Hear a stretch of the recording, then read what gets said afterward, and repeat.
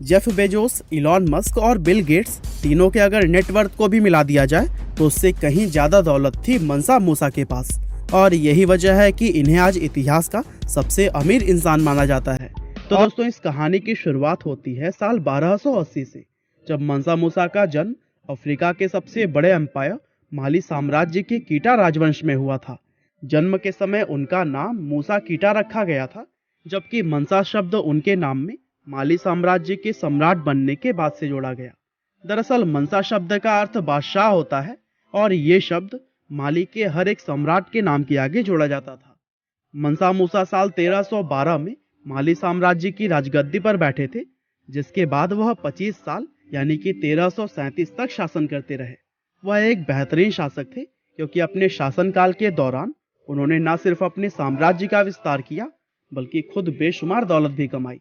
उनके बारे में कहा जाता है कि उन्होंने ये दौलत नमक और सोने का व्यापार करके जमा की थी, क्योंकि उन दिनों माली के अंदर नमक और सोने के अपार भंडार मौजूद थे। अब यूं तो आज उनकी दौलत का अंदाजा लगाना नामुमकिन माना जाता है, लेकिन दुनिया के कुछ एक्सपर्ट्स मानते हैं कि मूसा की कुल संपत्ति आज के जमाने के 400 बिलियन डॉलर्स के बराबर थी। अब अगर इस आंकड़े को भी सच मान लिया जाए, तब भी इस समय पूरी दुनिया में उनके जितना अमीर इंसान कोई भी नहीं है। आपके अंदाजे के लिए बता दें कि इस समय अगर जेफ बेजोस और इलॉन मस्क की नेटवर्थ को भी जोड़ दिया जाए, तब भी वह 400 बिलियन डॉलर्स के बराबर नहीं होगी। ये वो दौर था जब पूरी दुनिया में सोने की मांग बहुत तेजी से बढ़ रही थी और दुनिया भर में माली ही वह जगह थी जहां सबसे ज्यादा सोना निकलता था। एक अनुमान के मुताबिक उस समय माली एम्पायर में हर साल 1000 किलो सोने का उत्पादन किया जाता था और यह आंकड़ा बेहद चौंका देने वाला है। वैसे माली साम्राज्य अफ्रीका के पश्चिम हिस्से में स्थित था, जो कि अटलांटिक महासागर के किनारे से लेकर टिम्बकटू तक फैला हुआ था। और मूसा से पहले इस साम्राज्य पर उनके बड़े भाई मंसा अबू बकर का शासन हुआ करता था। मूसा की तरह ही अबू बकर भी एक शानदार शासक थे, लेकिन वह अटलांटिक महासागर को पार करके उसके आगे की दुनिया देखना चाहते थे। इसीलिए अपना सिंहासन मूसा को सौंपकर वह अपने खुद समुद्री सफर पर निकल गए। बताया जाता है कि 2000 जहाजों, हजारों सैनिकों और सैकड़ों नौकरों के साथ अपनी इस यात्रा पर निकले अबू बकर कभी भी वापस लौटकर नहीं आए।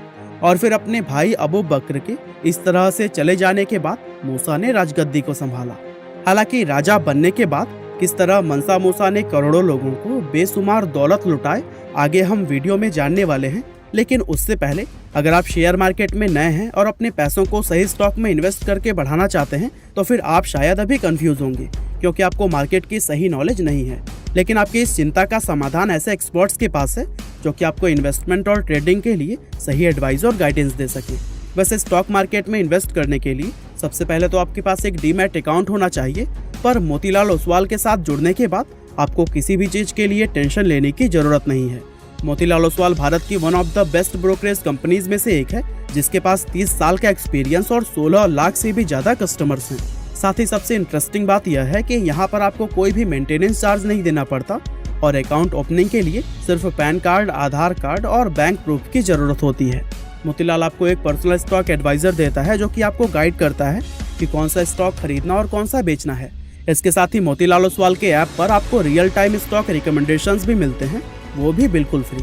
जैसे ही आप मोतीलाल ओसवाल पर अपना अकाउंट खोलते हैं, वैसे ही आपको वर्थ 25,000 का वेलकम बास्केट दिया जाएगा, जिसमें आप उनके AI बेस्ड टूल का भी इस्तेमाल कर पाएंगे। साथ में आपको 3000 रुपए का डिस्काउंट कूपन और 1000 रुपए का ब्रोकरेज कैशबैक भी मिलेगा। इसके अलावा मोतीलाल ओसवाल के साथ आप अपने मोबाइल ऐप या फिर कॉल के जरिए भी इन्वेस्ट कर सकते हैं। तो फिर देर किस बात की, अकाउंट ओपनिंग के लिए डिस्क्रिप्शन में दिए गए लिंक पर क्लिक करें और अपना नाम, फोन नंबर और शहर को भरें। हालांकि अभी तक हमने जाना था कि कैसे मंसा मूसा के बड़े भाई अबू बकर ने अपने साम्राज्य को मंसा मूसा के हाथों में सौंपकर खुद समुद्री यात्रा पर निकल गए थे। और अब राजा बनने के बाद से मंसा मूसा अपने शासन में माली साम्राज्य को काफी ऊंचाइयों पर ले गए। दरअसल मंसा मूसा ने अपने एम्पायर को काफी आगे बढ़ाया और साम्राज्य के विस्तार की वजह से व्यापार के अवसर भी बढ़ गए, जिससे कि उनके साम्राज्य में रह रहे लोगों का जीवन और भी ज्यादा बेहतर हो गया। मूसा के शासनकाल में माली साम्राज्य बढ़ते बढ़ते इतना बड़ा हो गया था कि ये मंगोल साम्राज्य के बाद से उस समय दुनिया का दूसरा सबसे बड़ा एम्पायर बन गया था। और बताया जाता है कि मूसा ने अपने इस एम्पायर को 2000 मील तक फैला लिया था। साथ ही इस विशाल साम्राज्य की रक्षा करने के लिए उनकी सेना में 2 लाख से भी ज्यादा सिपाही मौजूद थे, जिसमें से 40,000 तो सिर्फ तीरंदाज ही थे। वैसे शुरुआत में दुनिया का कोई भी देश या फिर साम्राज्य मूसा की इस बेशुमार अमीरी के बारे में कुछ नहीं जानता था, लेकिन दुनिया को उनकी इस अमीरी का पता तब चला जब वह 1324 में हज करने के लिए मक्का की यात्रा पर निकले थे। दरअसल मंसा मूसा इस्लाम धर्म को मानने वाले एक मुस्लिम शासक थे, इसीलिए दुनिया के दूसरे मुसलमानों की तरह ही वह भी हज करने की इच्छा रखते थे।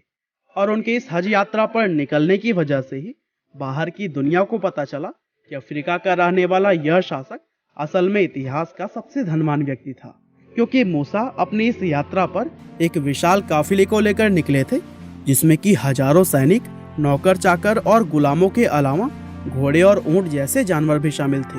और एक आंकड़े में बताया जाता है कि मूसा के इस काफिले में 60,000 से भी ज्यादा लोग शामिल थे। असल में देखा जाए तो ये कोई काफिला नहीं, बल्कि वह एक पूरा शहर ही अपने साथ लेकर निकले थे। साथ ही वह जिस घोड़े पर सवार थे उसके आगे लगभग 500 लोगों का दस्ता चल रहा था, और ये सभी लोग महंगे रेशम के कपड़े पहने हुए थे और इन सभी के हाथों में सोने की छड़ियां थी। इस काफिले में 80 ऊंट ऐसे थे जिनमें हर एक के ऊपर 136 किलो सोना लदा हुआ था। दरअसल मूसा अपने साथ ये सोना इसलिए लेकर चल रहे थे ताकि रास्ते में वे गरीब लोगों को इसे बांट सके। उनका ये विशाल और आलीशान काफिला जहाँ से भी गुजरा, लोग इसको देखते ही हैरान रह गए। मूसा रास्ते में गरीब और जरूरतमंद लोगों को सोना बांटते हुए आगे बढ़ रहे थे, जिससे कि लोगों को उनकी अमीरी का अंदाजा होने लगा। उनकी इस बेशुमार दौलत को देखकर लोग अपनी आंखों पर विश्वास ही नहीं कर पा रहे थे। मक्का के इस सफर पर मूसा का काफिला सहारा रेगिस्तान को पार करते हुए मिस्र से भी गुजरा, और बताया जाता है कि जब ये काफिला मिस्र की राजधानी काहिरा में पहुंचा तो वहां के गरीब लोगों को देखकर मूसा ने सड़कों पर मानो सोने की बारिश ही कर दी। उन्होंने इस शहर के अंदर बेशुमार दौलत लुटाई। काहिरा के लोग यह सब देखकर बेहद हैरान हो गए, क्योंकि उन्होंने इससे पहले तक एक साथ इतनी दौलत कभी भी नहीं देखी थी। मूसा के इस दान की वजह से काहिरा के गरीब लोग रातों रात अमीर हो गए, जिसके चलते वहां महंगाई हद से भी ज्यादा बढ़ गई। बताया जाता है कि इस शहर के अंदर मंसा मूसा 3 महीने तक रुके थे, और जब वह पहली बार मिस्र के राजा से मिले तो उन्होंने राजा को 50,000 सोने के सिक्के भेंट किए थे। और इस दान की वजह से मिस्र की गोल्ड करेंसी की कीमत 20% नीचे आ गई थी, और इस कीमत को वापस अपने स्तर पर आने में 12 साल का समय लग गया था। यानी कि मूसा के इस दान का असर काहिरा के अंदर 12 साल तक रहा था।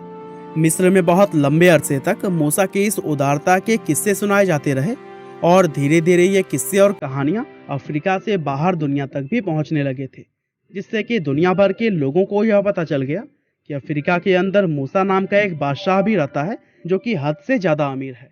अपनी हज यात्रा के दौरान मूसा ने दुनिया के अलग अलग हिस्सों में बहुत सी इमारतें और स्ट्रक्चर्स देखे थे, इसीलिए वह अपने साथ विदेशी आर्किटेक्ट, किताबें और कुछ विद्वानों को लेकर लौटे।